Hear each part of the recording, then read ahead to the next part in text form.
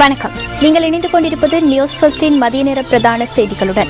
உங்களோடு இணைந்து கொள்ளும் நான் தாரிணி தங்கராஜா. இன்றைய விரிவான செய்திகளுக்கு செல்லும் முன்னர் முதலில் தலைப்புச் செய்திகள். திருகோணமலை கடற்பரப்பில் நிபந்தனைகளை மீறி மீன்பிடியில் ஈடுபட்ட 89 மீனவர்கள் விளக்கமறியலில். புத்தளத்திலிருந்து காலியூடான மட்டக்களப்பு வரையுள்ள கடற்பரப்பு கொந்தளிப்பாக அமையலாம் என எச்சரிக்கை. இனந்தெரியாத சிலர் நடத்திய தாக்குதல் காரணமாக கலேவல போலீஸ் நிலைய போக்குவரத்து பிரிவின் பொறுப்பதிகாரி காயம். திருகோணமலை கடற்பரப்பில் நிபந்தனைகளை மீறி மீன்பிடியில் ஈடுபட்ட 89 மீனவர்கள் கைது செய்யப்பட்டு விளக்கமறியலில் வைக்கப்பட்டுள்ளனர். கடற்படையினரின் ஒத்துழைப்புடன் மேற்கொள்ளப்பட்ட சுற்றி வளைப்பில் இவர்கள் கைது செய்யப்பட்டதாக கடற்தொழில் திணைக்களத்தின் திருகோணமலை மாவட்ட உதவி பணிப்பாளர் உபாலி சமரதுங்க தெரிவித்துள்ளார். தடை செய்யப்பட்ட மீன்பிடி வலைகளை பயன்படுத்தி இவர்கள் மீன்பிடித்துக் கொண்டிருந்ததாக அவர் தெரிவித்துள்ளார். மீனவர்களின் 13 படகுகளையும் அதிகாரிகள் கைப்பற்றியுள்ளனர். கைது செய்யப்பட்ட மீனவர்கள் இன்று திருகோணமலை பதில் நீதவான் முன்னிலையில் ஆஜர்படுத்தப்பட்டதைத் தொடர்ந்து எதிர்வரும் 21ஆம் திகதி வரை விளக்கமறியலில் வைக்கப்பட்டுள்ளனர். திருகோணமலை, கிண்ணியா, ஜமாலியா, மனையாவளி ஆகிய பகுதிகளைச் சேர்ந்த மீனவர்களே விளக்கமறியலில் வைக்கப்பட்டுள்ளதாக எமது பிராந்திய செய்தியாளர் தெரிவித்தார். இதேவேளை இலங்கை கடற்பரப்புக்குள் அத்துமீறி பிரவேசித்து மீன்பிடி நடவடிக்கையில் ஈடுபட்ட குற்றச்சாட்டில் கைது செய்யப்பட்ட 32 இந்திய மீனவர்களும் எதிர்வரும் 31ஆம் திகதி வரை விளக்கமறியலில் வைக்கப்பட்டுள்ளனர். இவர்கள் இன்று முற்பகல் திருகோணமலை பதில் நீதவான் முன்னிலையில் ஆஜர்படுத்தப்பட்டதை அடுத்தே இந்த உத்தரவு பிறப்பிக்கப்பட்டதாக எமது செய்தியாளர் குறிப்பிட்டார். இலங்கை கடற்பரப்புக்குள் அத்துமீறி பிரவேசித்த 32 இந்திய மீனவர்கள் புல்மோட்டை கடற்பரப்பில் வைத்து கடற்படையினரால் நேற்று மாலை கைது செய்யப்பட்டிருந்தனர். இதனையடுத்து கடற்படையினரால் அவர்கள் திருகோணமலை துறைமுக போலீசாரிடம் ஒப்படைக்கப்பட்டிருந்தனர். கைது செய்யப்பட்டிருந்த மீனவர்களில் 4 படகுகளும் கடற்படையினரால் கைப்பற்றப்பட்டுள்ளதாக எமது செய்தியாளர் குறிப்பிட்டார். இனந்தெரியாத சிலர் நடத்திய தாக்குதல் காரணமாக கலேவல போலீஸ் நிலைய போக்குவரத்து பிரிவின் பொறுப்பதிகாரி காயமடைந்துள்ளார். கடமைகளை முடித்துக் கொண்டு வீடு திரும்பிக் கொண்டிருந்த சந்தர்ப்பத்தில் தாக்குதலுக்குள்ளாகியுள்ளதாக போலீஸ் ஊடக பேச்சாளரும் போலீஸ் அத்தியட்சகருமான அஜித் ரோகன குறிப்பிட்டார். தாக்குதல் தொடர்பில் 3 அடையாளம் காணப்பட்டுள்ளதாக போலீஸ் ஊடக பேச்சாளர் கூறினார். போக்குவரத்து விதிமுறைகளை மீறிய சம்பவம் தொடர்பில் தாக்கல் செய்யப்பட்ட வழக்கு தொடர்பில் ஏற்பட்ட பிரச்சினையால் இந்த தாக்குதல் நடத்தப்பட்டுள்ளது. தாக்குதலில் காயமடைந்த கலேவல போலீஸ் நிலைய போக்குவரத்து பிரிவின் பொறுப்பதிகாரி தற்போது கலேவல வைத்தியசாலையில் அனுமதிக்கப்பட்டுள்ளார். சம்பவத்துடன் தொடர்புடைய சந்தேக நபர்களை கைது செய்வதற்கான விசாரணைகள் ஆரம்பிக்கப்பட்டுள்ளன.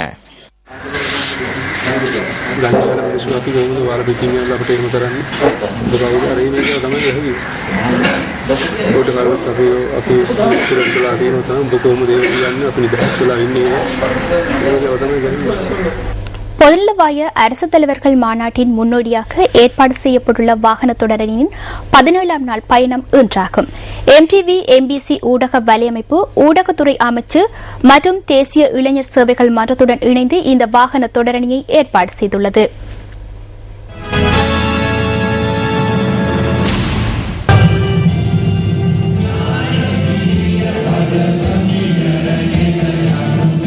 பொதுநலவாய அரசு தலைவர்கள் மாநாட்டிற்கு முன்னோடியாக ஏற்பாடு செய்யப்பட்டுள்ள வாகன தொடரணியில் இன்றைய ஆரம்ப நிகழ்வு நாவலப்பட்டி போலீஸ் நிலையத்திற்கு முன்பாக இடம்பெற்றது.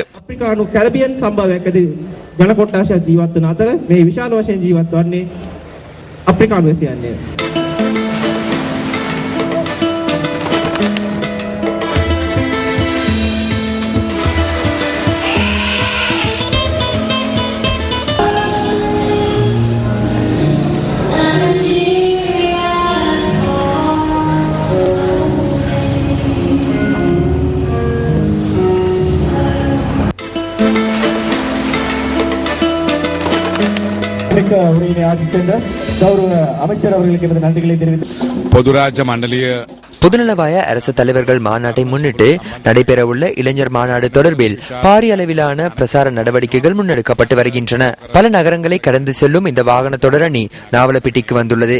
MTV MBC ஊடக வலையமைப்பு, ஊடகத்துறை அமைச்சு மற்றும் தேசிய இளைஞர் சேவைகள் மன்றம் ஆகியவற்றுக்கு நாம் நன்றிகளை தெரிவித்துக் கொள்கின்றோம்.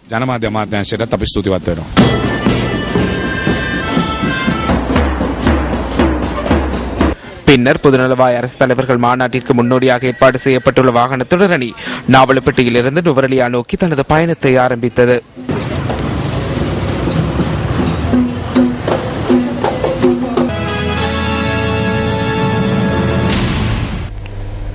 நாட்டின் பல பகுதிகளிலும் தொடர்ந்தும் இடியுடன் கூடிய பலத்த மழை பெய்யக்கூடும் என வளிமண்டலவியல் திணைக்களம் தெரிவிக்கின்றது. மழை பெய்யும் சந்தர்ப்பங்களில் கடும் காற்று வீசக்கூடும் என திணைக்களத்தின் கடமை நேர வானிலை அதிகாரி குறிப்பிட்டார்.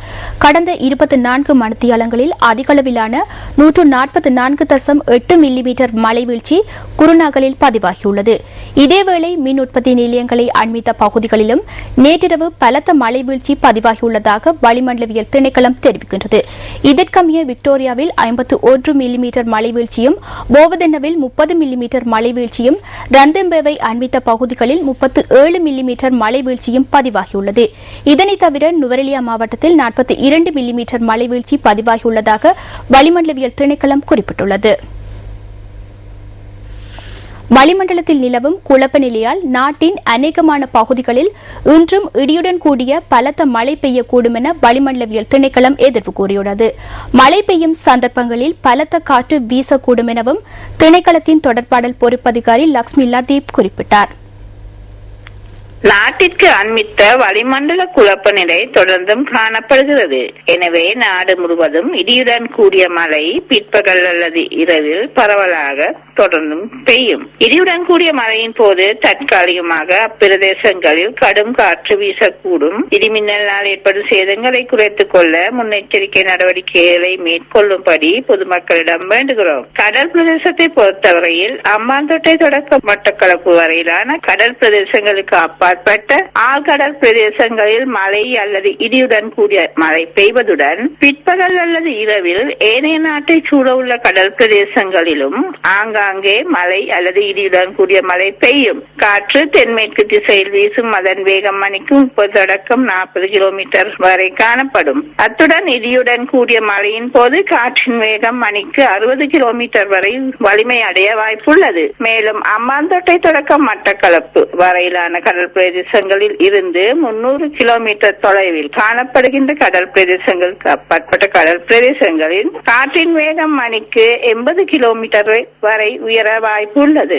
எனவே கடல் பிரதேசங்கள் தற்காலிகமாக கொந்தளிப்பாகவும் இருக்கக்கூடும். அனுராதபுரத்தில் உள்ள 3 கிராமங்களில் நேற்று மாலை வீசிய பலத்த காற்றினால் 20 வீடுகளுக்கு சேதம் ஏற்பட்டுள்ளது. அனுராதபுரம், அசிரிக்கம, ககக்கொல்லாவ மற்றும் மேல் ககக்கொல்லாவ ஆகிய கிராமங்களே காற்றினால் பாதிக்கப்பட்டுள்ளன. இந்த காற்றினால் சுமார் 10 வீடுகள் முற்றாக சேதமடைந்துள்ளதாக எமது பிராந்திய செய்தியாளர் தெரிவித்தார்.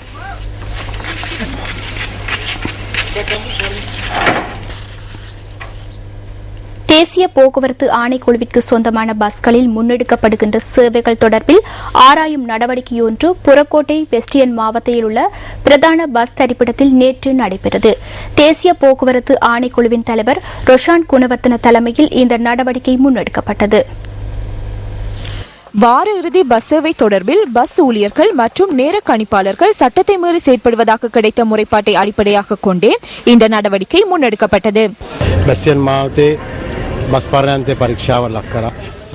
மாவட்டத்தில் உள்ள பஸ்கள் தொடர்பில் ஆராயப்பட்டது. சில ஊழியர்களினால் விடப்படுகின்ற தவறுகளை அடுத்து பொதுமக்கள் அதனை சுட்டிக்காட்டியதன் ஊடாக எழுகின்ற சிறு அளவிலான பிரச்சனைகளை தீர்த்து வைக்கும் நடவடிக்கைகளை நாம் முன்னெடுத்திருந்தோம். எமது நடமாடும் சேவையில் 2 குழுக்கள் 24 மணித்தியாலங்களும் இந்த இடத்தில் இருக்கும் என்பதனை கூறிக்கொள்கின்றோம். அனைத்து விதமான தவறுகளுக்கும் நடத்துனர்களுக்கு எதிராகவே நடவடிக்கைகளை முன்னெடுக்க உள்ளோம். பத்தரம் உள்ள ஜப்பான் நட்புறவு பாலத்திற்கு அருகில் இன்று அதிகாலை இடம்பெற்ற விபத்தில் இளைஞர் ஒருவர் உயிரிழந்துள்ளார். கார் ஒன்று வீதியை விட்டு விலகி தியவண்ண ஓயாவிற்குள் வீழ்ந்து விபத்திற்குள்ளானதாக போலீஸ் ஊடக பிரிவு குறிப்பிட்டது. கொழும்பு 3 பகத்தலே வீதியில் வசிக்கும் 21 வயது இளைஞரே விபத்தில் உயிரிழந்துள்ளார். உயிரிழந்த இளைஞரின் சடலம் தேசிய வைத்தியசாலையில் வைக்கப்பட்டுள்ளது.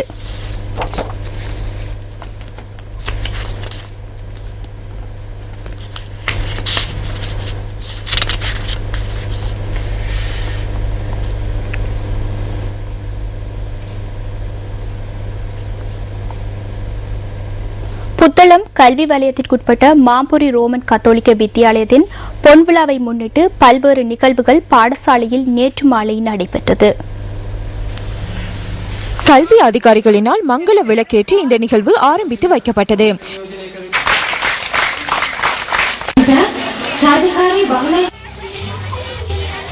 இந்த நிகழ்வின் பின்னர் கண்காட்சி கூடங்களையும் அதிகாரிகள் திறந்து வைத்தனர்.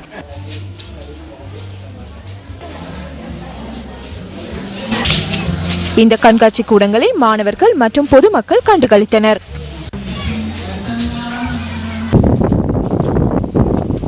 பொதுநலவாய அரசு தலைவர்கள் மாநாட்டை முன்னிட்டு ஏற்பாடு செய்யப்பட்டுள்ள வாகன தொடரணி தொடர்பிலான புதிய தகவல்களை வழங்குகின்றார் எமது அலுவலக செய்தியாளர் ராசதுரை ஜெயரூபன். வணக்கம் ஜெயரூபன். வணக்கம் தாரணி. பொதுநலவாய அரசு தலைவர்கள் மாநாட்டை முன்னிட்டு வலம் வந்து கொண்டிருக்கும் எமது வாகன தொடரணி இன்று காலை நாவலப்பிட்டிய நகரில் எமது பயணத்தை ஆரம்பித்து தற்போது அழகிய பல தேயிலை தோட்டங்களையும் கடந்து நுவரெலியா நகரை அண்மித்துள்ளோம். இங்கே எமது வாகன தொடரணிகள் நிறுத்தி வைக்கப்பட்டுள்ளன. இன்றைய தினம் நாவலப்பிட்டியிலே நைஜீரியாவின் கொடி ஏற்றப்பட்டதன் பின்னர் நாம் கொத்மலை ஊடாக தற்போது நுவரெலியா நகரை வந்தடைந்துள்ளோம். நாளை நாம் நுவரெலியாவிலிருந்து அவிசாவளை நோக்கி பயணிக்க உள்ளோம். நாளைய தினம் அவிசாவளை வாழ் மக்கள் நம்மோடு இணைந்து எமக்கான ஆசீர்வாதங்களை தருவதற்கான அரிய சந்தர்ப்பம் கிட்டியுள்ளது. தொடர்ந்தும் வாகன தொடரணி தொடர்பான தகவல்களை உடனுக்குடன் வழங்க உள்ளோம். நியூஸ் ஃபர்ஸ்ட் செய்திகளுக்காக நுவரெலியாவில் இருந்து ராசதுரை ஜெயரூபன். நன்றி தாரணி. நன்றி ஜெயரூபன். இதுடன் நியூஸ் ஃபர்ஸ்டின் மதிய நேர பிரதான செய்திகள் நிறைவு பெறுகின்றன. வணக்கம். Hotline 0114